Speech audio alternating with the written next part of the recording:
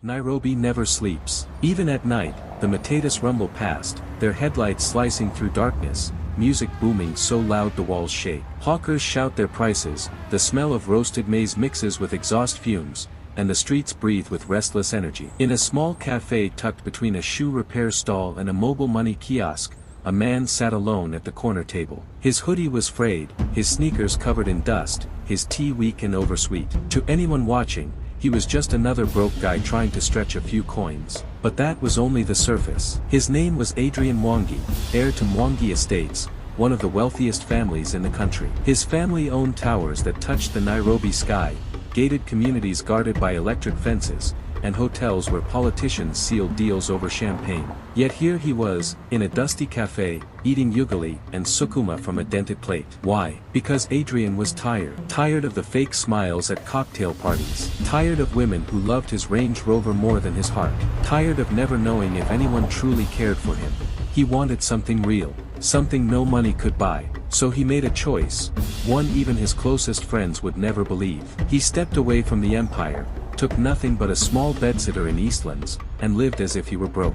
He told people he was a boda rider, blending into the crowd like a shadow. And it was here, in this little cafe, that fate brought him Leah. She wasn't the kind of beauty that turned heads on magazine covers. Her apron was patched, her hair tied back with a plain rubber band, but her smile, warm, unforced, gentle, lit up the cafe more than the flickering fluorescent bulb overhead. She placed a plate before him, ugali and sukuma. "Eat before it gets cold," she said softly, then hurried off to serve another table. For the first time in months, Adrian smiled. From then on, he kept coming back. At first, Leah didn't think much. Customers came and went, but this one stayed. He didn't complain when tea was too sweet or sukuma too salty. He laughed at her small jokes. He even helped her pick up trays when they slipped. When she sat for a moment on a rainy night, wiping her tired hands on her apron, she asked, "You don't seem like the other boda riders. Where's your family?"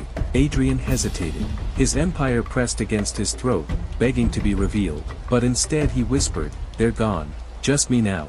Leah's face softened. "Life hasn't been kind to me either, but we survive." They sat in silence, the kind that says more than words. And for Adrian, that silence was worth more than all his billions. But Leah carried her own storms. One rainy evening, headlights cut through the cafe windows. A sleek black Prado pulled up.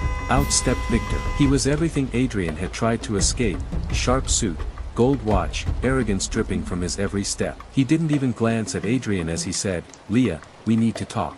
Leah's face drained of color. She excused herself, stepping outside with him. Adrian couldn't hear everything through the glass, but he caught enough. Victor's voice was sharp.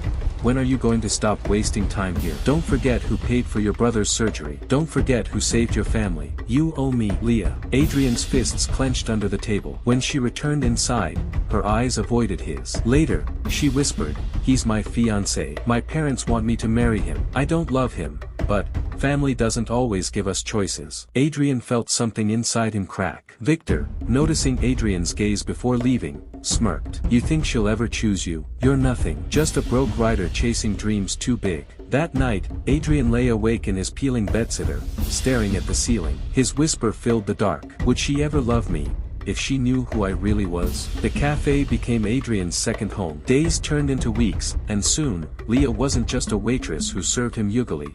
She became the reason he looked forward to each sunrise. One late afternoon, when the city was painted gold by the setting sun, Adrian walked Leah home. Her neighborhood was nothing like the glass towers his family owned. Here, children played barefoot on dusty roads, goats wandered freely, and old women sat by their doors gossiping. Leah's home was a cramped two-room shack, roof patched with iron sheets. Yet she smiled as she opened the wooden door. "This is it. Not much, but it's ours." Inside, her mother sat on a low stool, coughing softly while sewing torn clothes. Leah introduced Adrian as a friend from the cafe. Her mother's tired eyes studied him. "You have kind eyes," she said gently. "Take care of my daughter. She carries more than she shows." Adrian swallowed hard.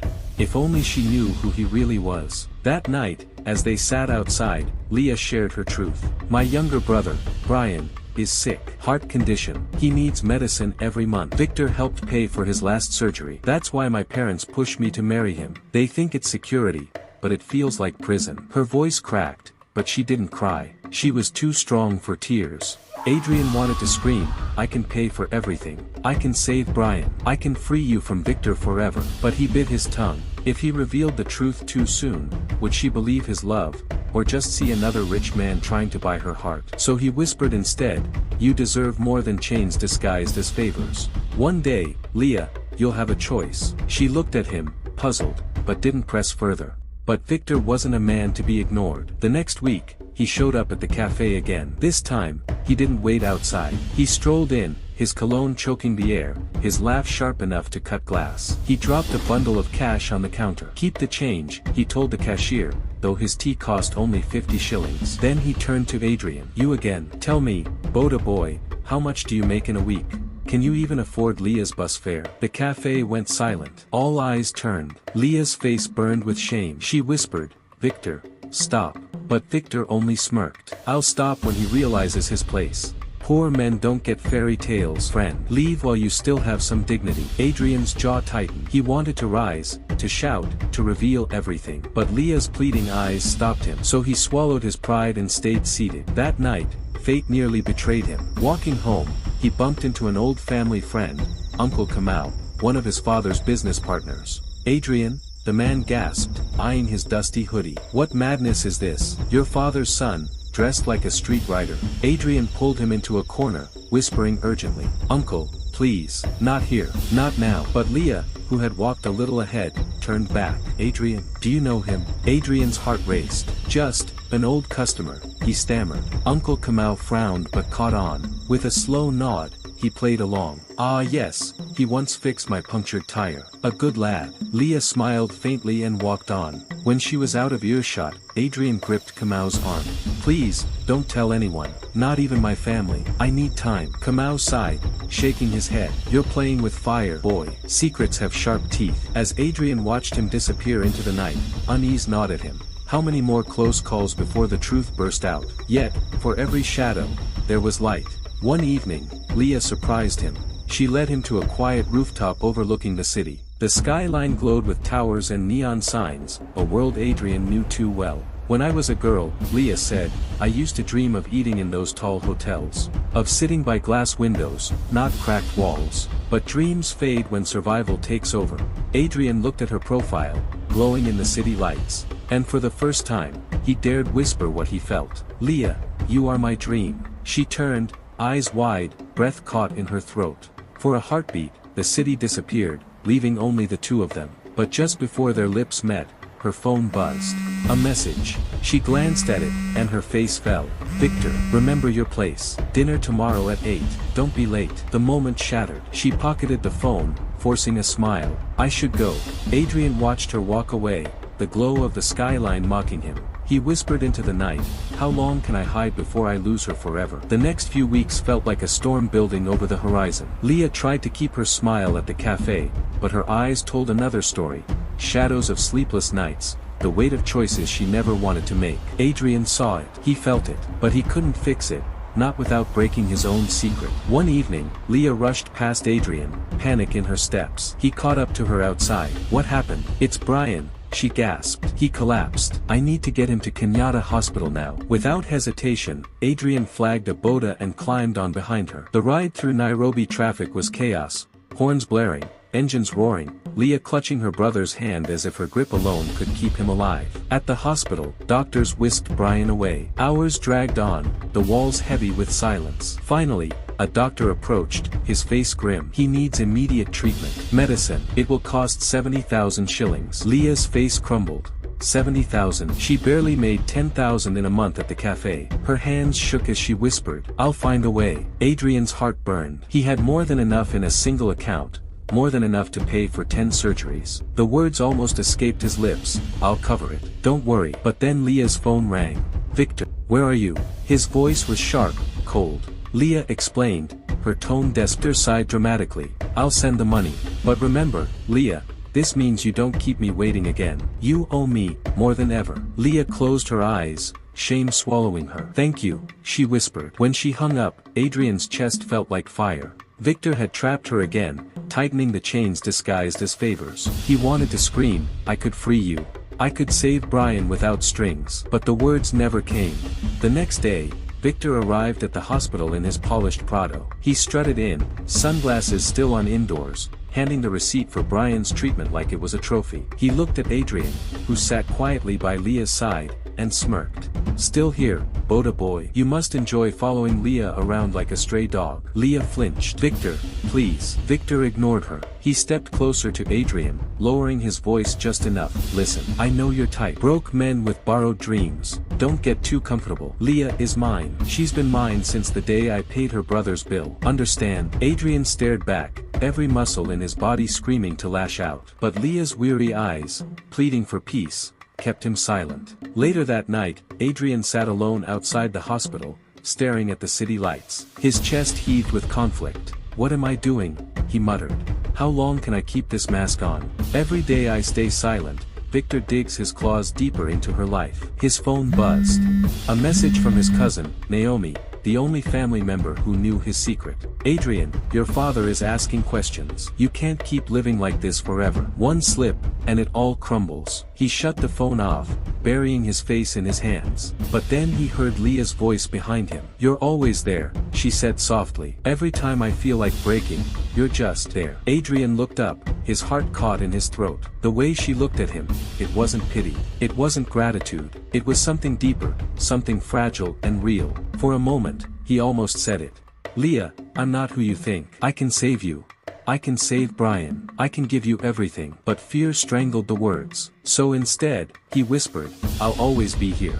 Even if I can't fix everything, I'll never leave you alone. Leah's lips trembled into a small smile. And in that smile, Adrian found both hope and unbearable guilt. But Victor wasn't done. 2 days later, he invited Leah's parents to dinner at a 5-star hotel downtown. Leah didn't want to go, but her father insisted. Victor has proven himself. He's responsible, Leah. He can secure your future, and ours. Don't be foolish. At the dinner, Victor raised a glass, grinning wide. To family.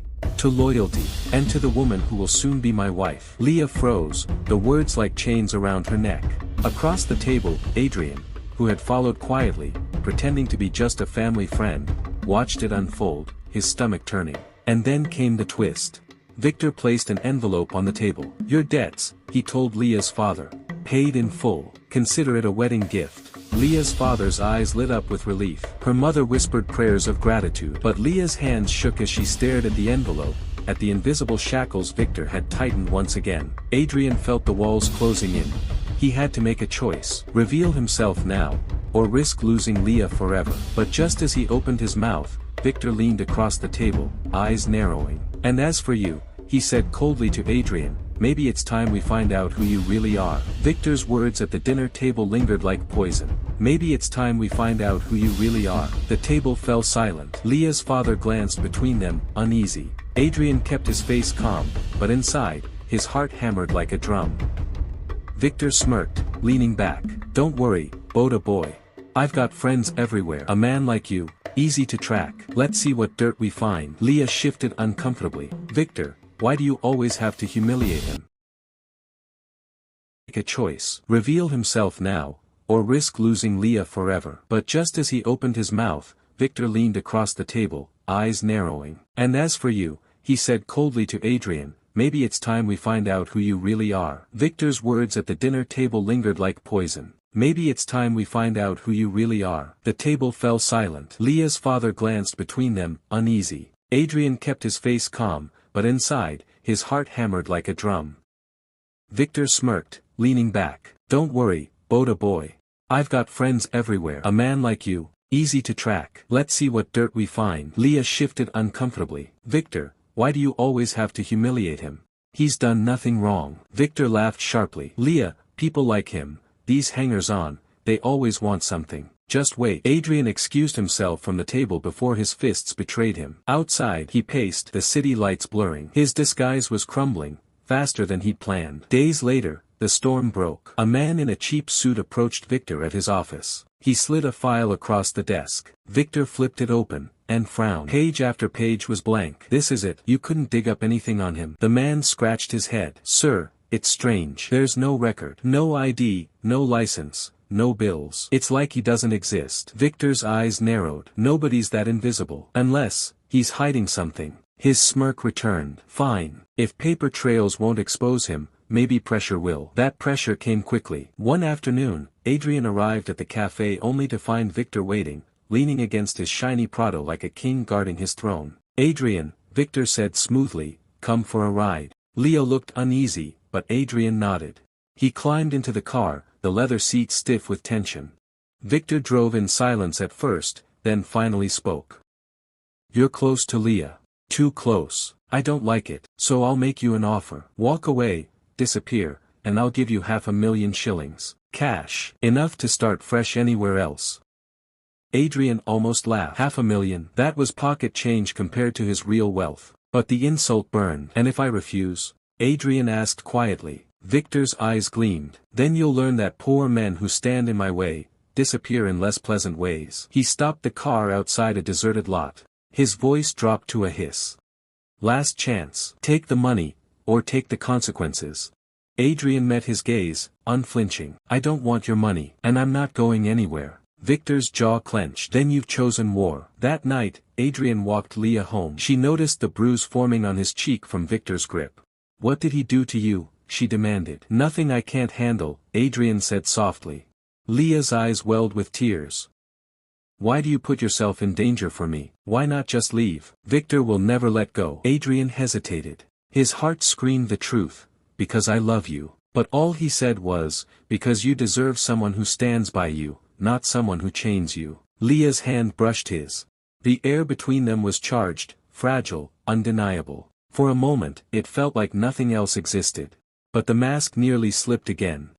A week later, Leah surprised Adrian. She invited him to Brian's school fundraiser, a small event to support kids with medical needs. Parents donated what they could, coins, food, clothes. Leah looked embarrassed as she placed a few crumpled notes in the donation box. It's all I have. Adrian's chest ached. He had the means to donate more than everyone combined, but he couldn't. Not without questions. So he dropped in a modest amount, trying to look casual. But as he walked away, Brian whispered, why don't you just give more? You're always so calm, like money isn't a problem. Leah frowned. Brian. Adrian forced a laugh, masking panic. If only it were that easy, kid. But the seed of doubt was planted. Leah studied him strangely that night, as if seeing cracks in his story. Victor, meanwhile, tightened the screws. One evening, Leah's father pulled her aside. Victor cleared more of our debts. He even offered to get me a job at his firm. Leah, this man is providing for us. You can't keep rejecting him. Her mother added softly, we just want you safe. Leah, don't let your heart blind you. Leah's throat tightened. Her parents couldn't see the bars of the cage Victor was building. To them, he was savior. To her, he was captor. And through it all, Adrian remained the quiet light, steady, constant, but hiding a truth that could shatter everything. The breaking point came one night after closing the cafe. Leah and Adrian walked under the dim streetlights when a group of men appeared, blocking their path. Message from Victor, one sneered, pulling a knife. Boda boy needs to learn respect. Adrian moved fast, fighting with skill he shouldn't have had if he were truly just a rider. He disarmed one, floored another, his movements sharp and practiced. When the men fled, Leah stared at him, breathless. Adrian, where did you learn to fight like that? Adrian froze. He hadn't thought, hadn't planned, it had just come out. I used to box. Long time ago, he muttered, avoiding her eyes. But Leah wasn't convinced. She touched his hand, her gaze searching. You're not who you say you are you? Adrian's heart pounded. The walls of his secret were crumbling, faster than he could rebuild. The night after the attack, Leah couldn't sleep. The image of Adrian moving like a trained fighter replayed in her mind. The way he dodged, the precision in his strikes, it wasn't something you picked up from street brawls. Lying on her thin mattress, she whispered into the dark, who are you, Adrian? Meanwhile, Adrian sat in his dim bedsitter, fists still sore, guilt gnawing at him. Every close call, every slip, was tightening the noose.